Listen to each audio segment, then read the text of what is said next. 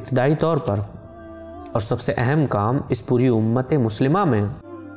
جس شخصیت نے کیا ہے وہ حضرت صدیق اکبر رضی اللہ تعالیٰ عنہ کی ذات ہے۔ رسول اعظم صلی اللہ علیہ وسلم کے اس دنیا سے تشریف لے جانے کے بعد فوراً جو امت پر بوجھ آیا اور جو ناگفتہ حالات آئے اور ایک بار مختلف خطرات کا امت کے آشیانے پر نزول ہوا، وہ حضرت سیدنا صدیق اکبر رضی اللہ تعالیٰ عنہ ہیں، جنہوں نے بڑے حوصلے سے، صبر سے، استقامت سے اور دلیری سے ہر فتنے کا جواب دیا اور کاشانہ ایمان کو نقب لگانے والی جتنی قوتیں تھیں ان سب کا منہ توڑ جواب دے دیا۔ اس سلسلے میں حفاظت دین کا سب سے اہم پہلو ختم نبوت ہے۔ عقیدہ ختم نبوت اگر نہ ہو تو دین کی اساس ہی ختم ہو جاتی ہے۔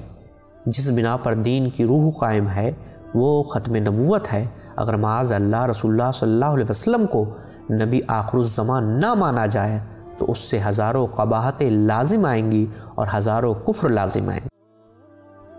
اس کی وجہ سے رسول اعظم صلی اللہ علیہ وسلم نے جو دین ہمیں دیا تھا اس دین میں اضافے کی بھی خطرات ہیں کہ نیا دعوے دار اس میں اضافے کرے گا، اور پھر یہ بھی خطرات ہیں کہ جو پہلے دین موجود ہے اس میں بعض باتوں کو اپنی نئی نبوت کی آڑ میں منسوخ کر دے گا۔ خالق کائنات جل جلالہ نے یہ حتمی فیصلہ سنا دیا کہ میرے محبوب صلی اللہ علیہ وسلم کے بعد کسی نبی کی بحیثیت نبی آنے کی کوئی گنجائش نہیں ہے، اور جو دین رسول اکرم صلی اللہ علیہ وسلم نے دیا تھا وہ رجسٹرڈ دین ہے، فائنل دین ہے، حتمی دین ہے، اس میں نہ اضافہ ہو سکتا ہے اور نہ کمی ہو سکتی ہے۔ جس وقت رسول اکرم صلی اللہ علیہ وسلم دنیا سے تشریف لے گئے تو سب سے بڑا کفر کا حملہ اسلام پر ختم نبوت کے انکار کا تھا۔ جس وقت مسلمہ کذاب نے اپنی نبوت کا اعلان کر دیا، جس وقت اس نے دین اسلام کو ختم کرنے کی سازش کی، تو حضرت صدیق اکبر رضی اللہ تعالیٰ عنہ کی وہ ذات ہے کہ جنہوں نے اس فتنے کا بھی بھرپور مقابلہ کیا، اور یمامہ کے میدان میں حضرت صدیق اکبر رضی اللہ تعالیٰ عنہ نے ایک پوری فوج بھیج کر اس فتنے کی سرکوبی کی ہے۔ یہ کوئی آسان کام نہیں تھا۔ 40,000 اس کے حواری تھے، مسلمہ کذاب کے 40,000 پجاری تھے،